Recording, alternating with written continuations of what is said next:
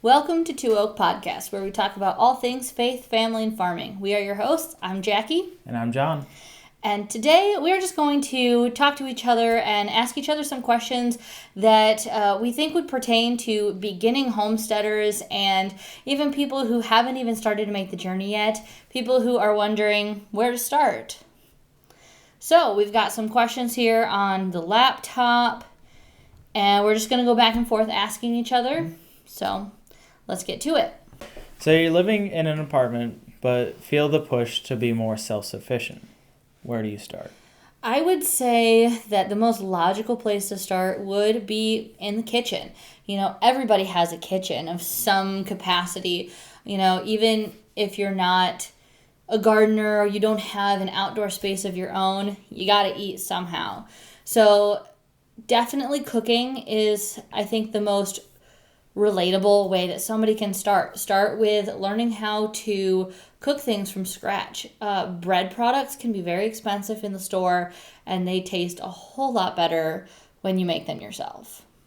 Yeah, and more comforting knowing where the ingredients are coming from. Yeah, I don't know about you, but when I walk down that preserved bread aisle at the store, I can just smell like the preservatives, and they just smell so sour. Yeah, it does not smell pleasant going down that aisle. And even if you go to the bakery to get your bread, you're talking $3, $4, $5 for a loaf of bread. That's kind of ridiculous, seeing as bread is so incredibly simple to make. I have a recipe. You can go on our website and on our YouTube to check it out. I have a video about it. It's 4 ingredients, and it makes a really easy loaf. You have none of the sourdough starter things. It's not a commitment. It's once and done. It's just a really good beginner bread, I feel. And I think it's pretty good. It is. And there are plenty of things that you can just put on it that makes it that much better. And yeah, it's super simple. You've taught me how to make it. Yeah, and I feel like it's something that pretty much everybody would have the ingredients to make. It's just flour, honey, salt, and yeast. And some water, warm water. So it's nothing fancy. You're not dealing with any strange ingredients that you wouldn't be able to find at any store you go to. Yeah, any local grocery store. What are some ways you can grow food in an apartment or small spaces? So if you have a balcony, that really opens up your options, or any little outdoor patio space. You can get grow towers like Green Stalks, or I know the Dollar Tree sells some of those little grow towers that stack on top of each other. You can do window boxes, container gardening. There's grow bags that can be found at a lot of places. They're just like this black canvas bag. Some of them have handles on it. You can get them in all variety of sizes. But even if you don't have an outdoor space, there are plenty of things that can be grown inside, even on a sunny windowsill. Or if you just wanted to, put up a grow light, there's a lot of different grow light options, and that really opens up what you can grow inside. We've been doing a lot of inside gardening over the winter. We have tomato plants that are working on ripening right now. Yep, they're almost ripe. What about somebody that may not have a balcony? Even if you have counter space, you can get the trays to grow microgreens. Microgreens have become a really popular option in the past, 5-10 years, of people just wanting to grow something really quick and easy. And microgreens are great on burgers, sandwiches, salads, and they are packed so full, even more than the normal vegetable, because there's like broccoli microgreens, and they have even more nutrients, and they're just a really a powerhouse food. And that's a really great option because everybody's got some kind of counter space or some kind of shelf that they can shove them on. And the good thing about microgreens is that they don't really require any grow lights, because you basically let them sprout and then you're eating them. And stuff doesn't need lights. Most stuff doesn't need lights until, once they've sprouted and they're trying to grow and photosynthesize. So until, if you're just letting your greens sprout and then immediately eating them, you don't even have to provide them light. You could put them just anywhere. Yeah. What is a skill you are trying to focus on learning this year? Well, there's definitely a lot of them, but one big thing is food preservation. I want to get into canning. I'm growing a lot of peppers and tomatoes, and I want to learn how to make, salsas and tomato sauces and stuff like that. But also, I'd love to get into dehydrating, just all the different avenues of food preservation, as well as something that really, draws me that I really want to learn about are the different ways that herbs and plants can be used as medicine. The different tinctures and the salves, and really learning about that, because it's crazy how the weeds in your yard can, provide you so much medicine in such a natural way. Even, dandelions, everything about a dandelion is edible. From the petals to the leaves to the roots are edible.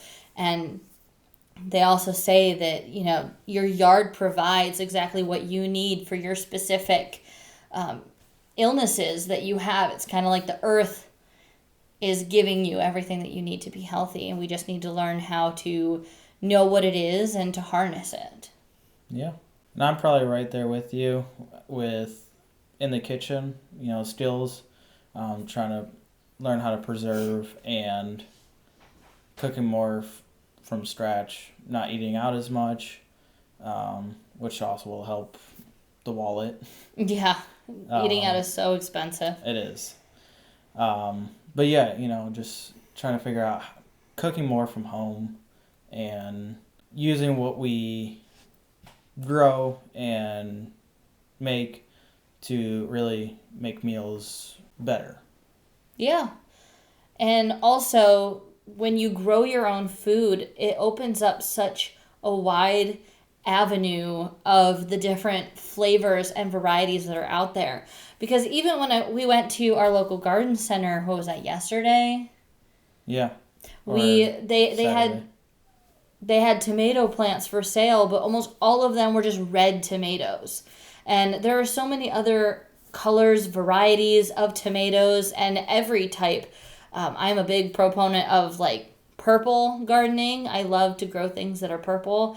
And I don't care for tomatoes, but I am willing to try any variety that I grow, because maybe I just don't like red tomatoes. And as a lot of people have said, tomatoes from the grocery store are quite gross. So I'm definitely looking forward to being able to try all these things that just aren't sold in grocery stores. And if they are, because there are some fantastic grocery stores out there that, kind of diversify a little bit, it's so expensive to buy those things. Yeah. They have, occasionally I've seen, say, dinosaur kale or just some the purple cauliflowers. It's just not economical to buy those because it's just so expensive. But when you grow them, what's a packet of seed cost? $2 to $4. So I'm really looking forward to trying some of those more obscure things. Yeah, and I'm excited to try all the different varieties and see what kind of flavors that they hold, and kind of what can we grow in the space we have. Yeah. Yeah, because we live on a quarter of an acre, just under a quarter of an acre, and most of it's completely shaded. I really wish more of it was full sun, but you're working with what you're working with. And most of the sunny spots on our property are actually our dang driveway. Yeah. So I'm really trying to get creative with how I'm planting things and using vertical space to try and get the most out of what we're growing. Yeah. So, if you could buy one tool or item right now to better prepare you for emergencies, what would it be? I would probably have to say a solar battery. Yeah, I think that's a really good choice too. Yeah. Now, I would want to get one. Many reasons. One of the big reasons is our pump that is associated with our bathroom is ran off of house electricity. And a few weeks ago, we come home from church and we have no power. Yeah, we were not expecting that because it was a sunny day. It was like there were no storms anywhere around us. And the funny thing was, it wasn't only just the electricity, but like even the internet didn't work. Internet and... But like just in our city, though. We crossed the border into the next city from us, and we could suddenly access our phone's internet again. It was quite strange. But talking back about our bathroom, for people who might not know, it's called a grinder pump. It's kind of like a sump pump. But when we redid our bathroom, there wasn't really a great way for us to tie into our house's main system. So we had to get a pump that could take it there because gravity wasn't going to work that way with where we would have to tie into our house's system. So that unfortunately makes it so our bathroom does not function without electricity. And that is not awesome when the power goes out. So I started, when that happened, I started looking online into solar power because that's not something that's not ever really been on my radar. And so I started to look into it and see what was available. And I am surprised at how many different options are out there just for like portable little batteries that we could just plug in. And some of them even say like the sun's energy can be stored up to a year on these things. I thought that was way different than what I had in my mind of what solar power energy really was, because you just kind of always see like the big solar panels on people's houses, and it seems so intimidating to get into, and everybody knows expensive. Yeah, everybody knows how expensive that is. So I just kind of thought it was out of our capability. It wasn't on my radar. Didn't ever do any research on it, but they're actually pretty obtainable, way more than I thought. And in that research, you have found other uses for it. You were talking about potentially running our pool over the summer. But with looking into solar power for alternative power, our last electricity bill was outrageous. You're talking about an expensive electric bill. We live in under 700 square feet, and our electric bill was $430. How? And I posted on a local Facebook group asking people like what's going on, and I swear there's something sketchy going on with our energy provider, because our next door neighbors, like right next door, they had to pay $1,000. And then other people in the city said that they had to pay $600, $900. Why? Why is our energy so expensive in this city? Because my parents live a couple cities over, and they have a house that's like 4 times the size of ours, and they pay a normal amount, like $100, maybe $200 on the high end.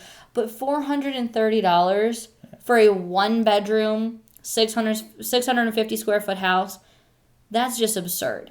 So that kind of, that spiraled us into like, oh my gosh, we need to get out of this house right now. We started looking into schoolies and, renovating an RV just to get us, off the grid. But if you really think rationally, I started to look into, okay, what can we do right now to at least offset our electric bill? And come summer, we don't have a running AC unit. We opted to buy a swimming pool last year because it was either buy a swimming pool for cash or finance an AC.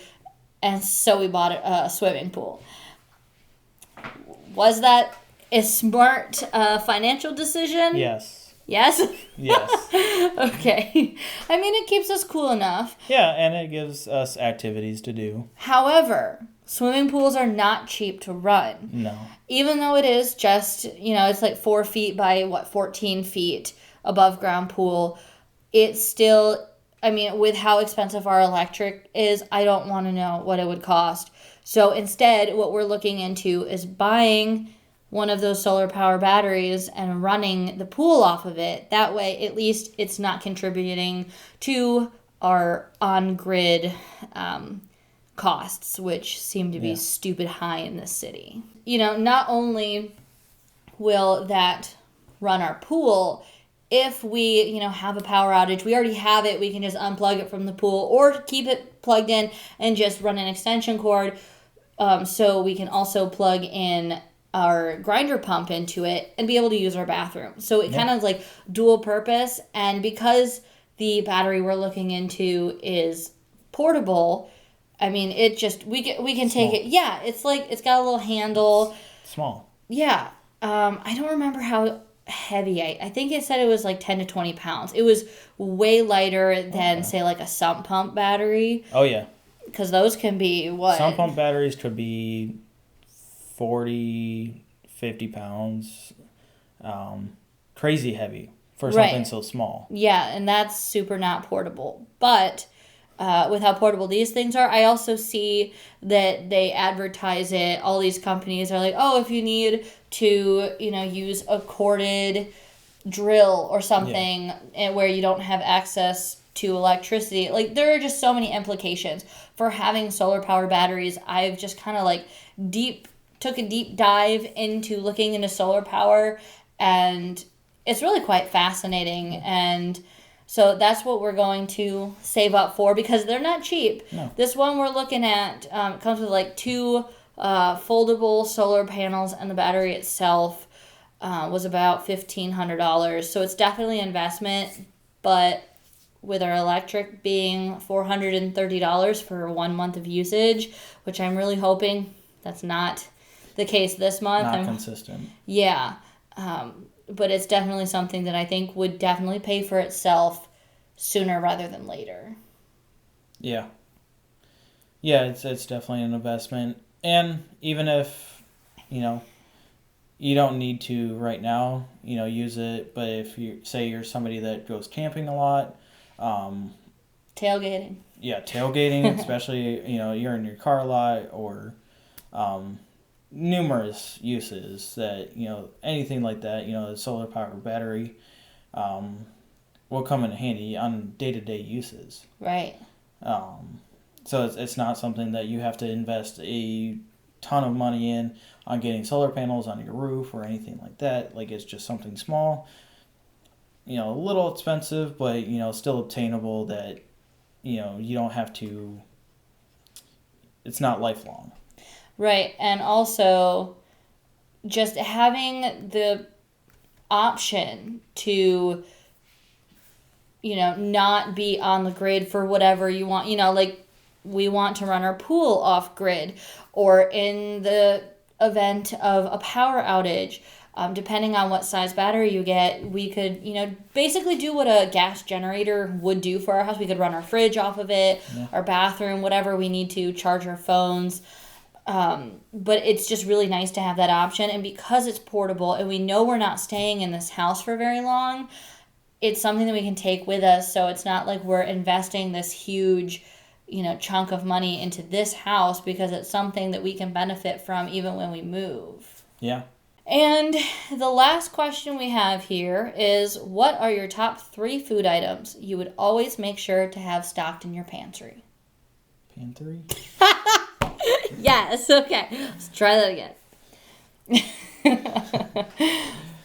And the last question that I'm going to ask you is, what are your top 3 food items you always want to make sure you have stocked in your pantry? Oh, you're asking me? Yeah, I'm asking. No, I'm just reading that for fun. Oh, okay. Well, something we eat a lot is baked beans. Pasta. Spices. Does that count as one item? I don't know. Just all the spices count as one item? Yes. Well, it's interesting to see how you thought of that. You thought of it more as, okay, well, what do we eat the most of? When I think of that question, what it sparks in my mind is, what can I make the most with?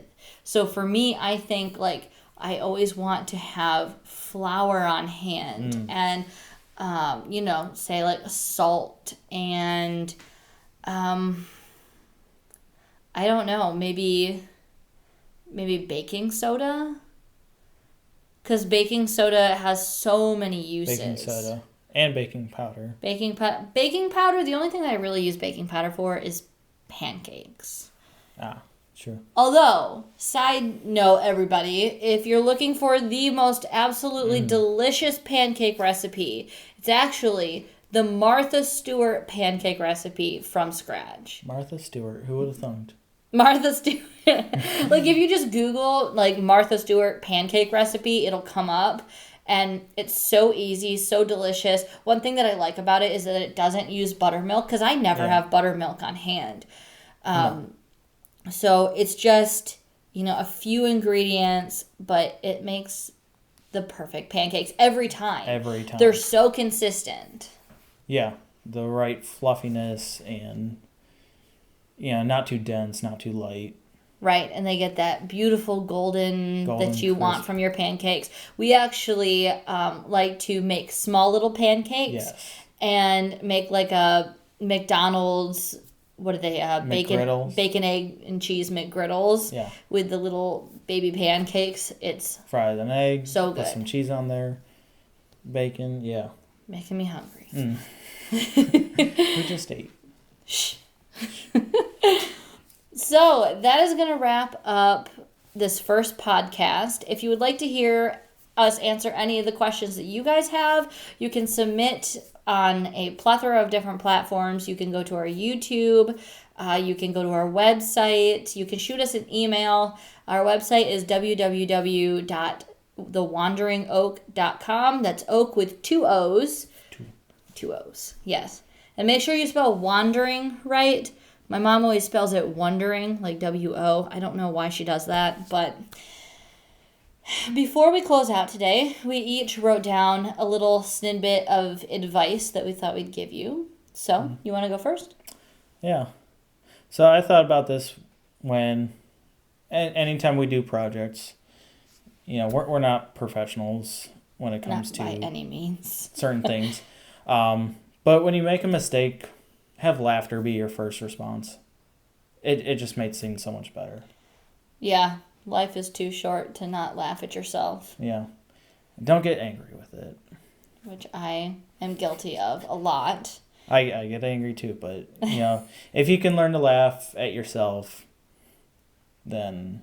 It makes for better times. Yeah. So you don't go to the hardware store and, fight with your spouse. Yeah. I used to work at Lowe's, and we saw that all the time. People fighting over things at hardware stores. Home improvements have a special way of breaking each other up. Yeah. Well, my piece of advice for you is simple, but it's something that I try to remind myself of very often. And that is, while the world may tell you 1,000 reasons why it won't work, you just have to focus on the one reason that it will. And with that, I hope you all have a great day, and we will talk to you again soon. Bye. Bye.